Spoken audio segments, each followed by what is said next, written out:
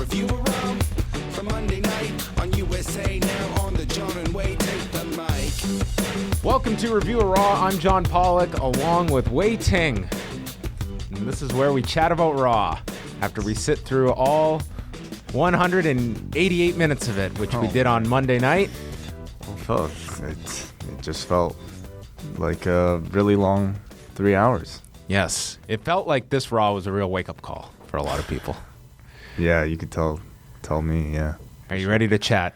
Yes, I am. Wei has some extensive notes. I know that you're going to do the lion's share of this today. Raw went down from the Allstate Arena on Monday night in Chicago, Illinois. That was a fun city for the WWE to go run a television show from, and it started off with Shane McMahon coming out to start the show in what I can only describe as the Agnew attire. We had a vest, a tie, some jeans, and running shoes. As Shane, That's what Jay wears? that's the Agnew look. A lot of people dress that way. Well, that's what I associate it with. Okay. As Shane came out, and this is maybe the deepest we've ever heard his theme music go. I mean, I got to hear lyrics I've never heard out of this guy's theme song. They really let this thing run. There was no loop. Just let it go right through. As Shane got into the ring, and we did get a Shane O'Mac chant. What did you think of Shane's reaction in comparison to 2 weeks ago? I mean, I thought it was Got a pretty chant? big, man. I think now that he's a bit more established in people's mind. Obviously, I don't think you're going to compare it to Return Pop, but I think right now he's on a lot of people's minds, and I think a lot of people are more accepting, and in fact are probably bigger fans now. Like when it first happened, I think history will remember that you were very negative to it.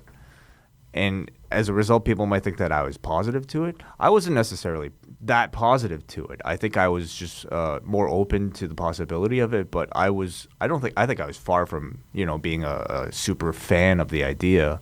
But now that it's been several weeks and seeing the reaction that this guy's received online and just in the audience and in a show like tonight's, I think you have to look at it and say it was a good idea. I'm not willing to state that, but I'm not going to get into this now. Shane goes over being written out of the will by Vince McMahon and being renounced as Vince McMahon's son. He was sweating a lot here. I mean, this guy looked like he came right out of a microwave and out to the arena. He calls Vince a egomaniacal, miserable old bastard, and he has lost his touch with this business, with his fan base, with reality, and with his son and grandsons. And Shane says it's his destiny to control Raw, and all of the backstage politics will end, and it's choking the life out of this business. He said there's talent that never get a break, and then there's those that get breaks, but they have no talent, without mentioning anyone. And says it's his destiny as well to beat The Undertaker. So a lot that is, at the forefront for Shane McMahon's destiny. Then The Undertaker's music begins. But instead, it is Vince McMahon sauntering out into the Allstate Arena, and there's a loud asshole chant towards Vince, and he mocks them, stating, well, that chant died quickly. So then the crowd goes into a very loud CM Punk chant, and Vince notes, well, let's see how long that one lasts, which killed the chant. It was just done.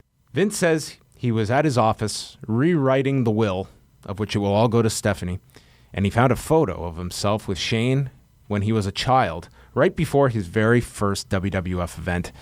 And he has this photo framed in his hands. And it came out of nowhere, too. Like, was this hidden in his jacket or something when he came out? Where was this photo? It just, poof, out of nowhere it appeared. In his pants, maybe.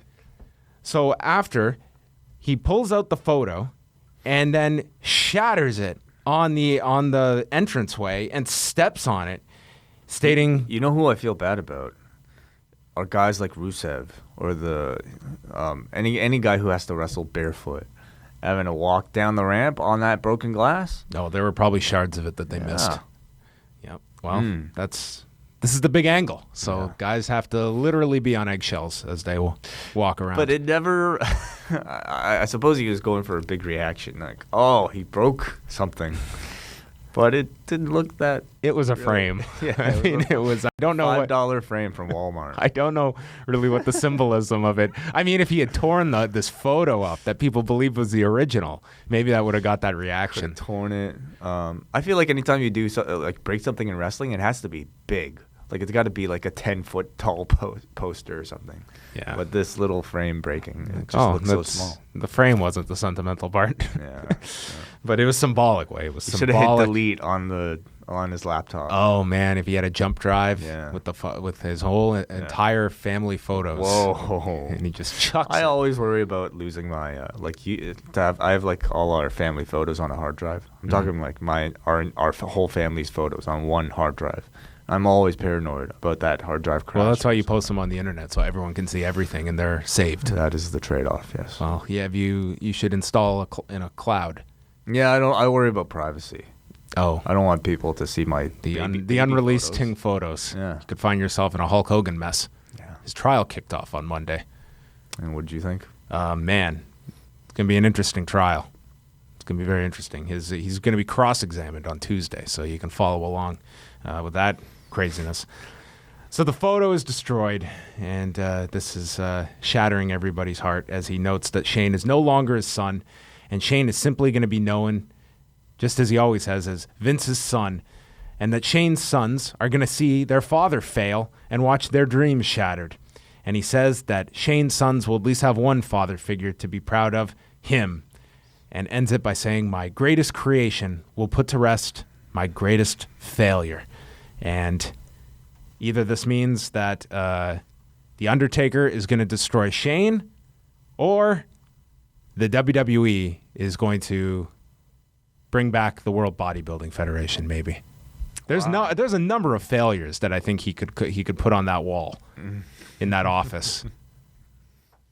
Yes. And then he has security come out.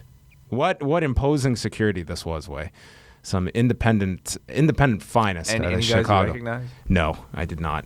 And they are told to escort Shane out. And the security gets into the ring, and Shane warns the security, "Do not touch me." And one guy gets in, and then we get Shane in attack mode with a double jab, a tie clinch. Tie clinches. Yeah, that Phil Nurse tie clinch.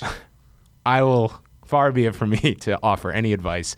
Let's keep the physicality to a low for Shane McMahon, because this was pretty bad stuff.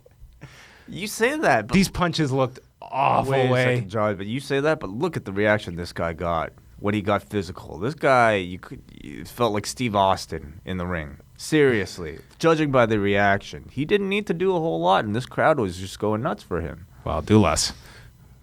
I thought he looked fine. I like the tie clinch. That cartwheel kick that he showed off on Instagram, I thought looked impressive. We might start to see that in the match.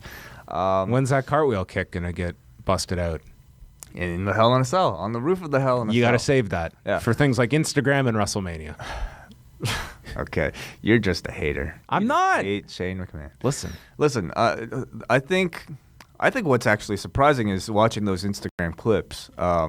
For people who don't know, Shane posted a bunch of footage on his Instagram account training with Phil Nurse, a noted MMA coach of George St. Pierre.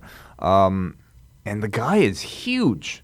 He's jacked, man. And so I think last time we saw Shane, he looked a little bit more pudgier, I'd say.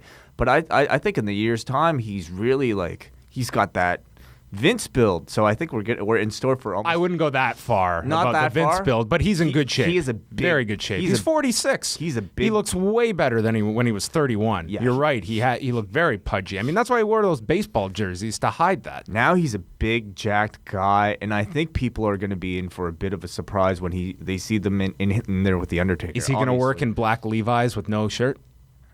And jeans, Or the sleeveless shirt, the Vince look? I'm assuming that he'll wear something maybe. He'll probably bring back the jersey. That's sort of his thing, isn't it?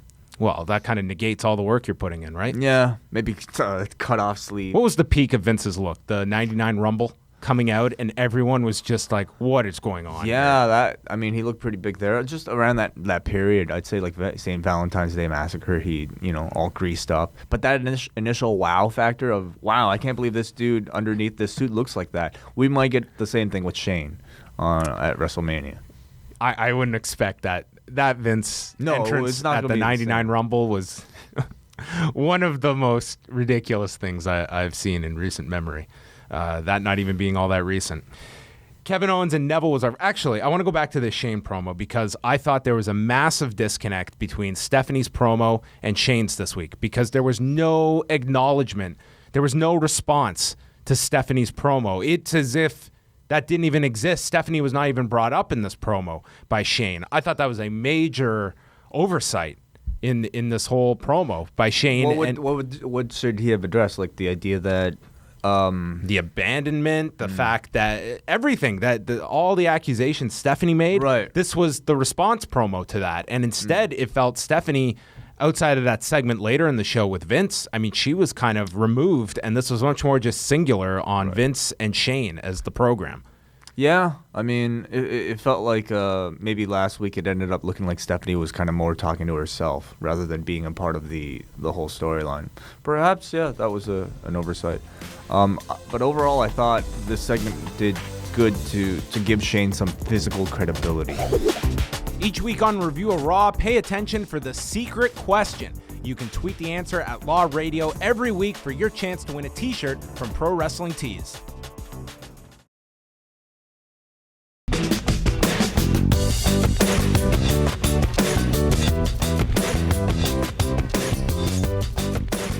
Kevin Owens and Neville was next in our non-title match. Owens was stomping Neville and taunting him.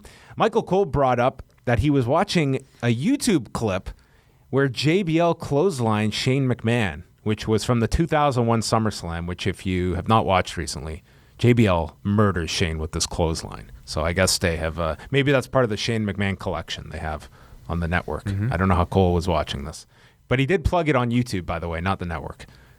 So I don't know what Cole's doing. Maybe he's not a free subscriber. He probably meant to say the network. Probably. Maybe it was his slip up. There's a Hurricane Rana that sends Owens to the floor, and then he misses a flip to the floor. Neville lands on his feet and gets tossed into the steps. Owens then missed a cannonball after the break, hit a release German.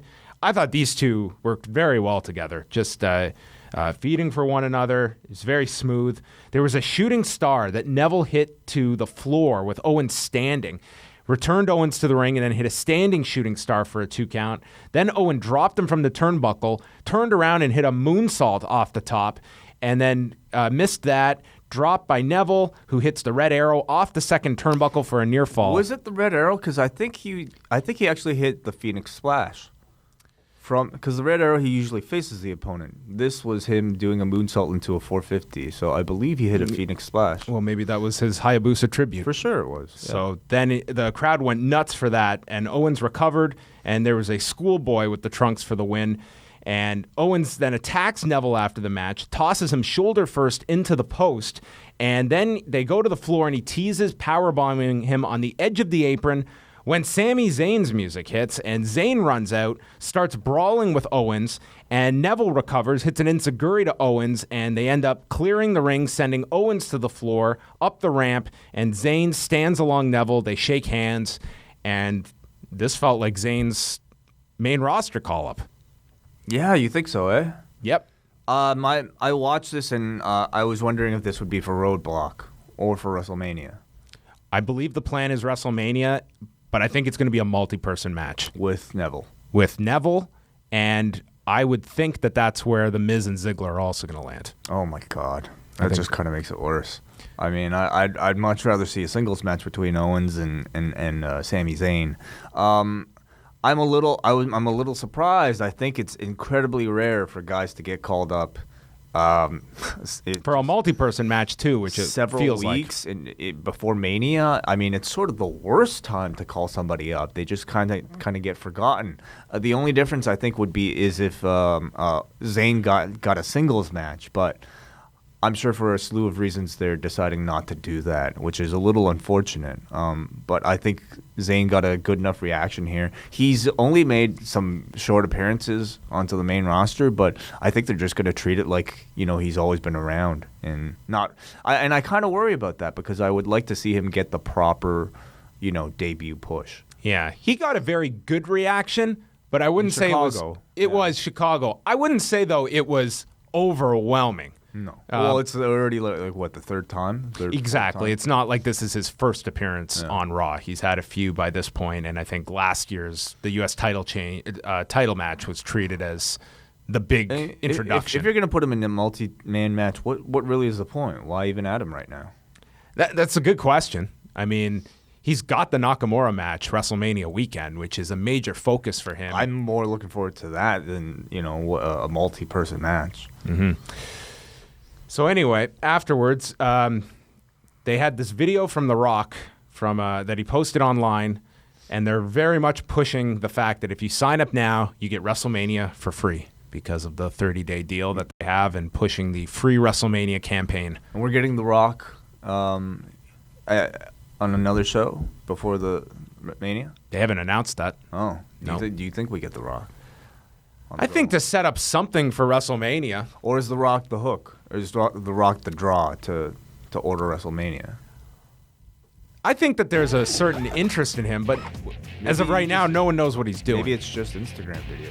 It could be. Maybe he'll just have videos throughout the night at WrestleMania. That's going to be his He'll just be on impact. Instagram. Yep.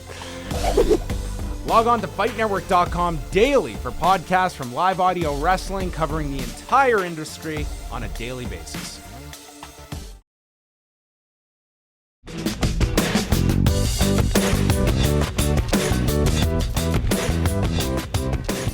They plugged Roadblock on Saturday night, and then programming for WrestleMania week. They announced that they're going to have Mick Foley on the Steve Austin podcast on the Monday going into WrestleMania. They plugged the Hall of Fame and WrestleMania. Not mentioning the TakeOver special, though. Like, that's a big part of their whole week if you're signing up for the network. That I would think would be right near the top of people's list as a reason to order the network. So that would indicate as well Foley being on that Raw from Brooklyn going into WrestleMania.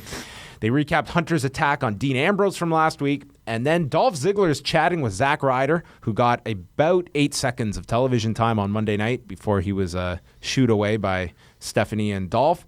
And Stephanie walked up to them. Ziggler had posted a tweet earlier in the day referencing the Survivor Series from 2014 where Dolph overcame the Authority and rid them forever for 3 weeks. And then he did the John Jones deal where he deleted his tweet. And now Ziggler is going to be placed into a Survivor Series style match, but he will not have any partners. As Stephanie, who says she has no recollection of this whole Survivor Series deal that happened, which was a wonderful endorsement, says that history will repeat itself, and it's going to be the League of Nations taking on Ziggler 3-on-1 tonight in an elimination tag match. Yeah.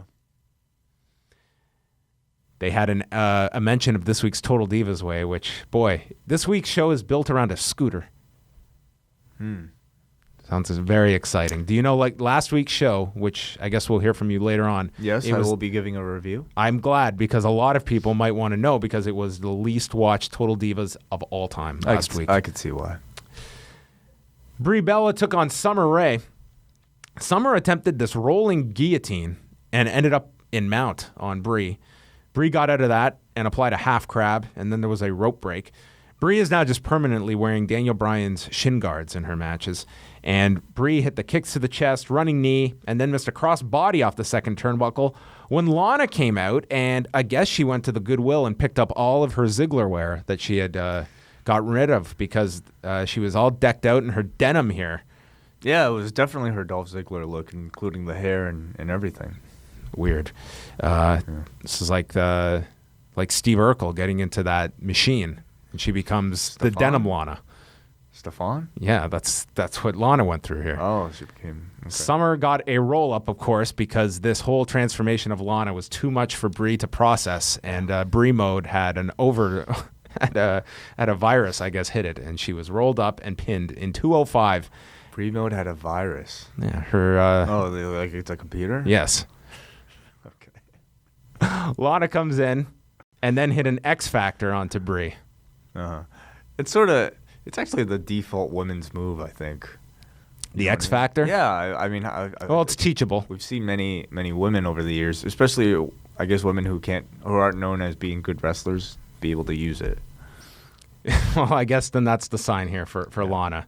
What a match we're building to in some. What is this? Like, what? This can't be a WrestleMania thing. No, I would imagine it's going to be a bunch of the women are thrown into a match to just keep them all on the card. What is the particular focus with these two? Yeah, it's just something for whatever the match will be. I cannot possibly see this getting a singles focus at WrestleMania. I can't either. I would be stunned if that happened. But that'll be the match that, unfortunately, I think Paige will find herself in, Natalya will, Summer will, Alicia Fox. It's just going to be all the extra women to get them on the show. But the storyline is Lana and Brie. And how would somebody like a Paige or Natalya figure into it? Yeah, they'll just be, maybe they'll make it a multi-person tag match. And you have Lana with one team and Brie with her team. Oh, okay. I mean, I don't think a whole lot of thoughts going into this program, Wade. This might be on the kickoff show. Dean Ambrose then came out and he plugged Roadblock on Saturday and said that everyone has their plans set in stone for WrestleMania and he has come to screw all those plans up. He is hijacking the WWE title and WrestleMania this Saturday, and that Hunter will respect him, and that it will be his face that's going to be on Oprah and on People magazine. I don't know the last time anyone from the WWE was on People magazine, so I don't know if Dean Ambrose is going to be able to cut through that barrier. The Rock? Maybe. Yeah. I don't even know if that's happened. Who else would be? Maybe Hulk Hogan. Maybe this week he could be, actually. After this trial. Yeah. He's going to attend charity functions, he says, with Hunter, go to schools, throw out the first pitch, and cut ribbons, stating that he likes children. They're just like real people, but smaller. But notes he will never wear a suit, and then clarifies that none of this is appealing to him except being the champion and being a champion that the people deserve. This was delivered a whole lot better than it reads. I think Dean Ambrose has a certain ability to overcome material that many others would just drown in. Yeah. He has a very good handle on his character and getting across stuff like this that wouldn't exactly be the first kind of material you would associate with this character. And I think we have to keep in mind that he's in the WWE doing a PG version of his character. I feel like if, this was the Indies and he really had no shackles, you'd probably get a promo that was even way better. But I think him catering himself towards a more PG demographic, I think he still does a very good job. So Hunter comes out and threatens to beat up Ambrose again. Ambrose says he's going to win the title and then says that Hunter can suck it. Hunter calls Roadblock a clever name that some idiot came up with in marketing, but Ambrose is merely a speed bump or a pothole. WWE speed bump. WWE pothole. Oh. Yes. Yeah. That was what derailed Rob Van Dam's WWE title run. That'll be the unofficial title. Yes. For some people on Friday. Yeah. So I guess we'll find out if Saturday elevates Dean Ambrose like a speed bump would. Saturday, right? Yes. Do you think this? I think no Roman Reigns again. Roman Reigns was not on this show. I think, though, in a way, this has been beneficial because it has made Hunter a heel, a legitimate heel over the past 2 weeks. Do you think that this will in any way affect the potential babyface reaction he'll get at WrestleMania, this Dean Ambrose feud? I don't think it's going to play that big of a factor because it's not Dean Ambrose he's facing at WrestleMania. I think in one sense, you look at it that, man, this Roadblock event, so much of their focus is on this, that the WrestleMania main event is secondary at this point, and you really are feeling that Undertaker and Shane is clearly the number one match they're promoting this year. Absolutely. At the same time, Roman Reigns, I mean, it's not a good problem to have that taking him off TV for a week or two might not be the worst thing. But they built no anticipation for me to want to see There was no promo tonight. It was as if Roman Reigns didn't exist on tonight's show. Mm-hmm. I mean, you did see the graphics. That is the match for WrestleMania. No update on the guy. And you kind of have to get through Roadblock before everything goes full swing for WrestleMania. And you would swerve around it. Yeah. Exactly, yes. And then next Monday, you would anticipate he'll be on that show. But they've got their work cut out for them, and I don't think that the reactions are going to be any different next week. And he's not set to appear, or as far as we know, at Roadblock. He's advertised for it, but he was also advertised for tonight's show and was not written into the show. Yeah. But nothing's been announced for him at Roadblock. It doesn't really seem like any need to have him on the show if you're not even going to announce it ahead of time. So anyway, they finish things off with Hunter telling him that first Ambrose says that those that don't learn from history are doomed to repeat it.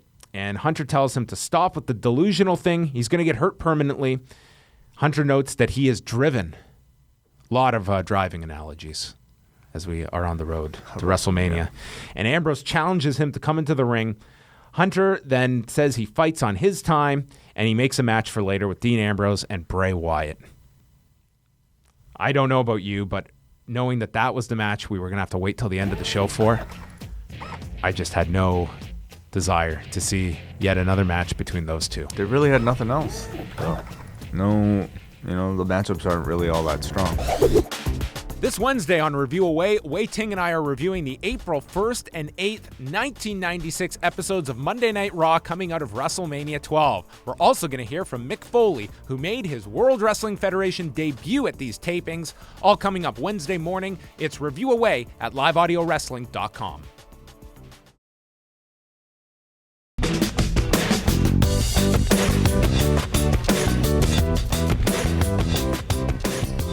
They announced that Motorhead's Sympathy for the Devil will be one of the WrestleMania themes this year. Off their, I guess, last album. Okay. Ziggler comes out, and the funniest part of this was as he walked down ringside, this dude put his fist out, and Ziggler just calmly walked past it and left this dude hanging. It was so awkwardly funny. And they state that he's being punished over his Survivor Series tweet. And then Ziggler took on Sheamus, Rusev, and King Barrett, with the League of Nations getting the heat on Ziggler early. He was draped on the top, and Barrett hit a running knee. Ziggler came back with a jumping DDT, and then Barrett ran shoulder first into the post. Ziggler made a comeback, knocked down Rusev, and then super kicked Barrett, eliminating him. Then there was a super kick delivered to Sheamus, which Rusev made the save.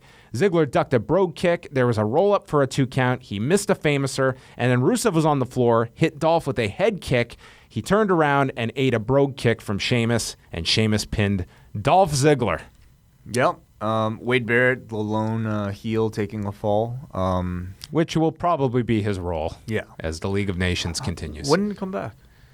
From his injury. He worked 2 weeks ago, I think, for the first time back. He's been cleared, so obviously.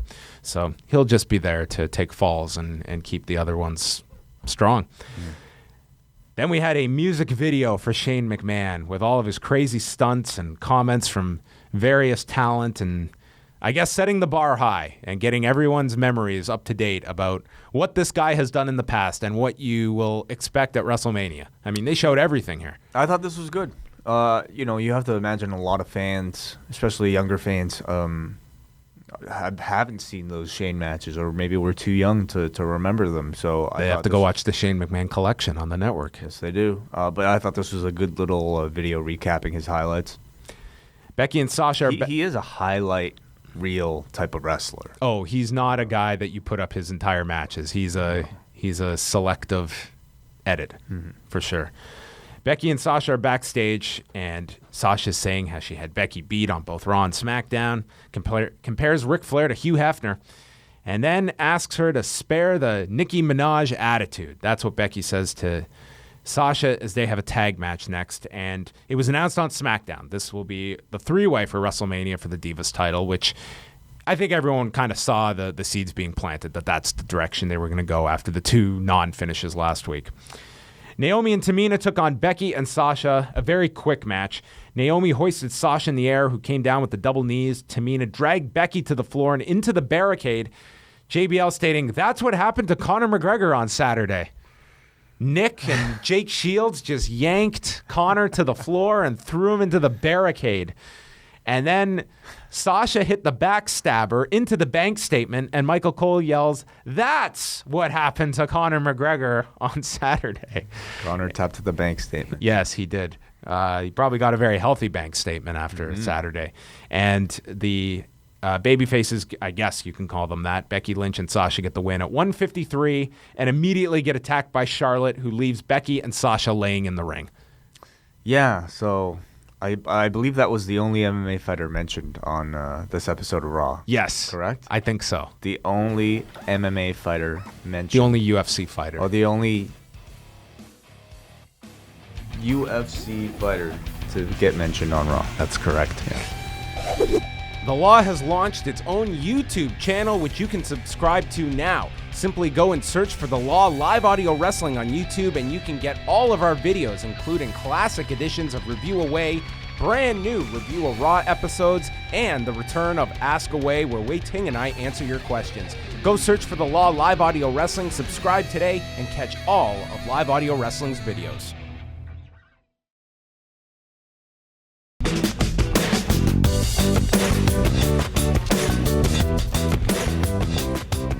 R-Truth showed up and was dressed up as a pizza delivery man.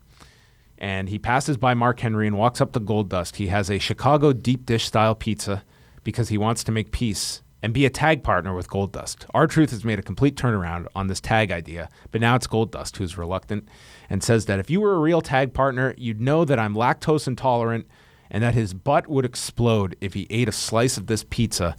And he storms off. The pizza is left there. And Mark Henry grabs the pizza and says how he loves Chicago.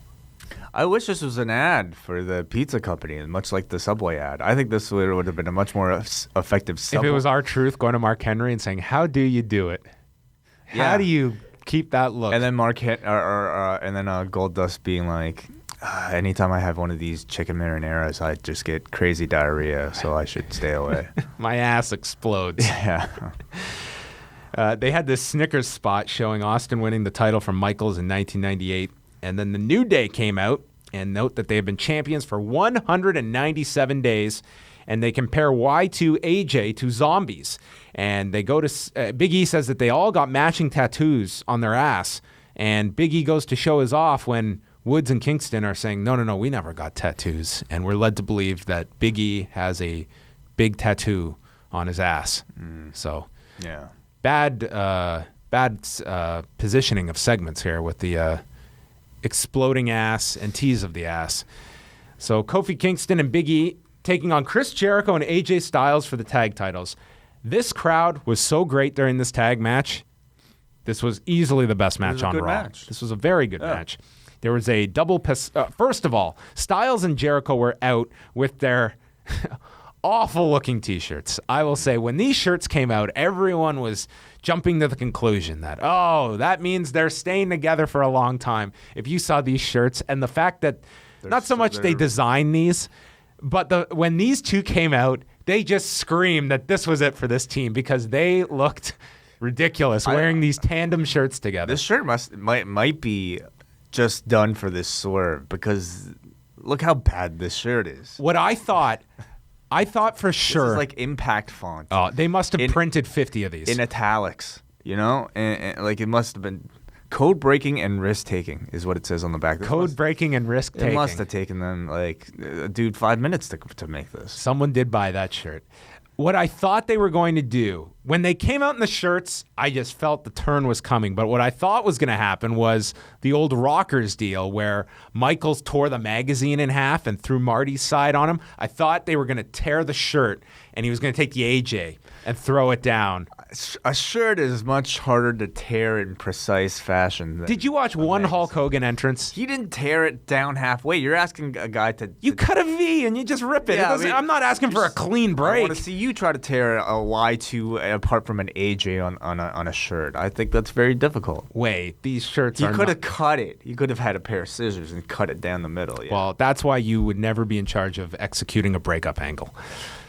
They started off with this double pescado spot and went to a break. Woods hit an integrate of Styles from the apron. Very hot crowd as Jericho got the hot tag. There's a backflip off the ropes by Styles into an inverted DDT, got a 2 count. E caught AJ during a springboard forearm and then went for the super big ending with Kofi coming off the turnbuckle. Jericho then tackled Kofi in order to break up the fall. A lot of great tag spots here. Jericho went for the lion salt as AJ blind tagged himself in, and Jericho looked like he landed his knees right on top of Kofi. Then AJ followed with a springboard 450. Everyone thought this was the finish as Kingston got pulled to the floor by Big E to break up the cover. Then there was a spin kick to the face of Kofi. Jericho came in. He applied the walls to Kofi. And then Styles dropped Xavier on the floor. Big E just speared Styles into the barricade. E got into the ring. Then Jericho went for another walls. It got blocked. And Big E countered a code breaker into the big ending and got the win. Very strong match, I thought. Easily the best match on Raw. Then Styles is checking on Jericho, and the people are clapping for them in the ring as it's all, the music has died, and then Jericho stands up and he hits AJ with a code breaker. Then he hit him with a second one. Lots of boos for this, calling AJ stupid. Then he hits a third code breaker, and Jericho goes to the floor. He grabs their goofy t-shirt, he rolls it up, and he stuffs this thing down the throat of AJ. I thought he was going to gag. It went so deep. I mean, thought he was going to foam at the this mouth. was like the least PG thing WWE is showing in years. Just deep-throating this guy with the shirt. Wow. This was a great turn. I think in a perfect world, they would have had a longer time to tag. But I thought in the short time they did, you got the feeling that these two really respected each other. They got so close to winning the titles that this crowd really was hot to see them win. And when they failed, I think they genuinely felt sad that Jericho turned on this guy. So I thought the turn was well done. And this should guarantee a singles match for these two. I hope it's a singles match. Yeah, I think it means more now. Absolutely. I think somebody like AJ Styles should be profiled in a singles match. It will be the fourth time we're seeing this match, but I don't really have a big problem with it now at this point because these two are so capable of putting on a great performance, and I think they must only get better, the more time they spend with each other in the ring. So the option is this, or they're thrown into some multi-person match. Well, I mean, Kevin Owens, I think, was always the other option for AJ, but I feel like I would rather see a longer build towards that match, maybe for a SummerSlam. Why not do another one, get another one out of Jericho? And I think it'll be good. I think the heat's pretty nice right now.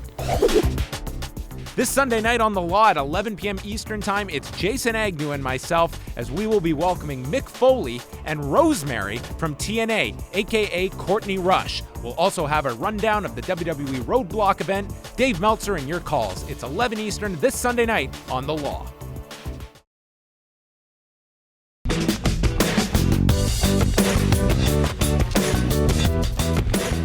Renee interviews Jericho after the break. He says this is the building where Y2J was born and all the crowd could chant was AJ Styles, which I didn't hear too many chants of, to be quite honest. They were chanting "This is awesome" throughout most of this match.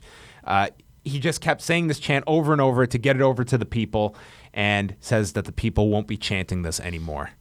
Yeah. I think Jericho's been doing a great job. Shawn Michaels is going to be on ESPN on Tuesday night. Kalisto and Tyler Breeze. Saxton says that Breeze's goal is to be the most relevant superstar in the WWE. So goals are a fine thing to have. Breeze had the early advantage, and then there was a tilt-a-whirl that got blocked. Kalisto hit the Salida del Sol out of the corner and pinned him in 2:10. Very quick match. They showed the Big Boss Man, who is the latest inductee into the Hall of Fame. It was funny because all the clips they showed were of Big Boss Man in the classic Big Boss Man look, while JBL was talking over it about his whole time feuding with Al Snow and all the stuff he did later during his second run in the WWF. JoJo then interviews Kalisto backstage, who talks about watching WrestleMania since he was a little kid, and he's always dreamt of being in front of millions and millions of people, not realizing what he's actually doing as he's being interviewed here on a major cable network. Ryback walks in, and he cuts his promo on why he's not in the main event of WrestleMania because of his size. And he has a respect for Kalisto, but rants on little guys being action heroes, and it's not believable. And that Ryback makes Robert Downey Jr. and Ryan Reynolds look like Ant-Man, and says this is not a superhero movie, this is real life. The WWE. And his advice to Kalisto is don't be in a tag team, they hold you back. Go watch my match. And he left. Some sound advice from Ryback. This was a really thought-out chance meeting of Ryback being backstage and just approaching Kalisto. Yeah. Is there any chance that this is a singles match? at Mania. I could see this being a kickoff match. Given the size story, this wouldn't lend itself to throwing 8 guys into a U.S. title match, and I think that would be overkill if the IC title match feels like the multi-person. I hate multi-man tag matches unless it was like a Money in the Bank or something, but multi-man matches always seem to water down the feud unless it was 3 people like in the Divas Championship that actually have a storyline connecting to them. To throw guys into a random match just for a title, I think was always anyone waters it in down. last year's ladder match for the IC title, the multi-person that Bryan won, was anybody in that match stronger afterwards? They remained in place. Yep. It was just the workers going out there and being the workers. And that's what this year's will be with Owens and Zayn and Neville. Yeah. And they'll all be at the same place after. Yeah. So, but in this case, I'm glad they're trying to push Kalisto as a single star again. I think he lost a lot of momentum being in that tag team, in a number of tag team matches with Sin Cara. Sin Cara might need to be worried. I don't think he's going to be. Maybe he'll be in the Battle Royal. The Social Outcasts come out. They do this group cheer. Bo says that Ryback can't do. They go over all these things that being a loner can't be a part of. And then Axel cut this wacky promo, and they did this weird chant together. So anyway, Curtis Axel took on Ryback. There was a running knee in the corner, which the crowd instantly booed, given the city they were in, to Ryback. And then they start chanting for Punk. Ryback did his same finish, strikes on top forever, and then finally hit the shell shock and just exited to the back after 2 minutes and 8 seconds, killing Axel. There was a recap of the opening segment. Vince is backstage on the phone stating that they're going to break the WrestleMania 3 attendance record, which I guess is confirmation that that is the number we will hear on WrestleMania Sunday, regardless of what prediction for the fake number. 93,174. We'll probably crack 100. Come on. They'll make up some wild number. Stephanie walks in, and she's concerned that Shane could win this match, saying that he's fearless. Vince says, "I've got this." Stephanie is not as convinced. On SmackDown, Kevin Owens and Sami Zayn will be on Miz TV, and Jericho will explain his actions, which I could have sworn I just heard 10 minutes ago. Bray cuts a promo on screen. They mentioned the match with Brock Lesnar this Saturday for the first time on Raw. And then Ambrose took on Bray Wyatt. It didn't go too long, all things considered. Bray hit this great clothesline senton combination, and then Ambrose blocked a Uranagi. Then Bray avoided the dirty deeds. They went to the floor. It led to Dean taking a Uranagi onto the barricade. They got back into the ring, slingshot clothesline from Ambrose, top rope elbow, and then the lights go out. The Wyatt family surrounded the ring, and they attacked Dean for the disqualification, and Bray laid him out with the Sister Abigail, which led to Triple H coming out. He stared down with Bray, and Bray just looked at the title and stroked it. So after they copied the Zayn-Joe finish on NXT last week, this week they copied the Asuka Bayley setup with the exact same stare down and stroking the title with Bray and Hunter. And then the Wyatts just took off, and Hunter cleared the announce desk. He went to go grab Ambrose, who hit Hunter with the dirty deeds, and this week Hunter is left laying, and Ambrose holds the title to close the show to go into Roadblock on Saturday. Yeah. I'm assuming that, the stare down between Triple H and Bray was really just to have an excuse to get Bray out of there without. Hey, remember this guy?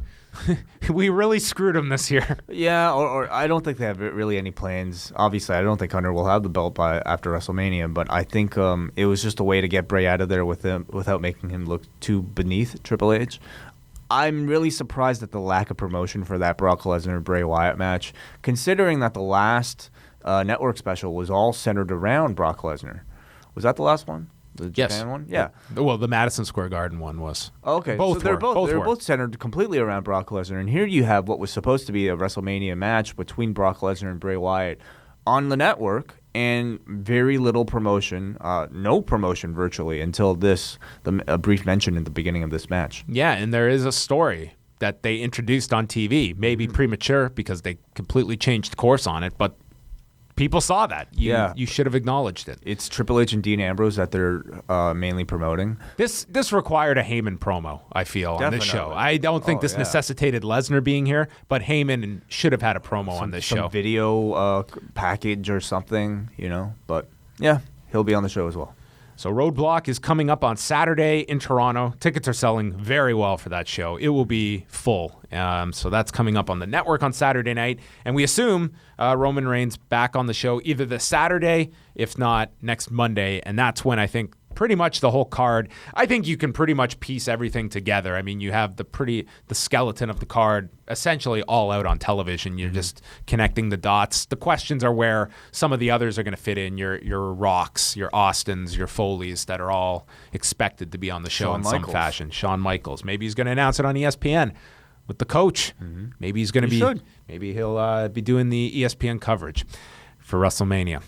That will wrap up the show. We will be back on Wednesday with a new edition of Review Away. We're chatting the 2 episodes of Monday Night Raw coming out of WrestleMania 12 in 1996, so you can check that out Wednesday at liveaudiowrestling.com. And this Sunday on The Law, 11 Eastern, we'll be joined by Mick Foley on the program, as well as Rosemary from TNA, Courtney Rush. So tune into The Law Sunday night. We'll chat with you then. For Wei Ting, I'm John Pollock, and thanks for watching Review a Raw.